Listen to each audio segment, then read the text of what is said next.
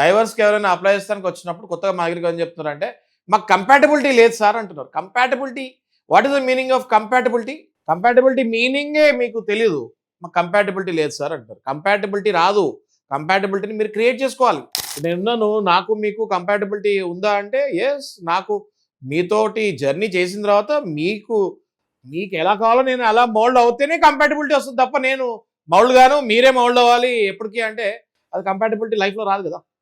So compatibility అనేది from the both sides it has to. మందైతే best example sir. నిజంగా నాకేం కావాలో మీకు చెప్పాను, మీకేం కావాలో మీరు చెప్పారు, కూర్చొని మాట్లాడుకున్నాము, ఇలా డిస్కషన్. అంటే అవేర్నెస్ బోత్ సైడ్స్లో ఉన్నది ఏదైనా ఉంది అని అంటే అవేర్నెస్ క్రియేట్ చేద్దామంటే దానికి మీరు రెడీ టైం ఇస్తున్నారు. Thank you so much for that. Correct, compatibility.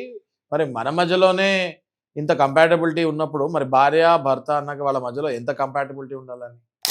Yes are no?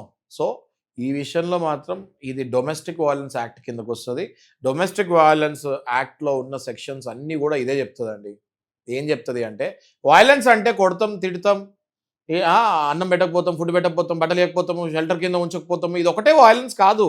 అన్ని ఫెసిలిటీస్ ఇచ్చి కూడా నువ్వు ప్రేమగా వ్యవహరించకపోతే దాన్ని కూడా వయలెన్స్ అంటారు. మీకు మీ వైఫ్ కంటిన్యూగా ఒక 20 మెసేజ్లు పెట్టారు 20 రోజుల నుంచి, మీరు ఒక్కసారి కూడా దానికి రిప్లై పెట్టలేదు, అదేంటి? అది క్రూయాలిటీ కదా, సాడిజమే కదా.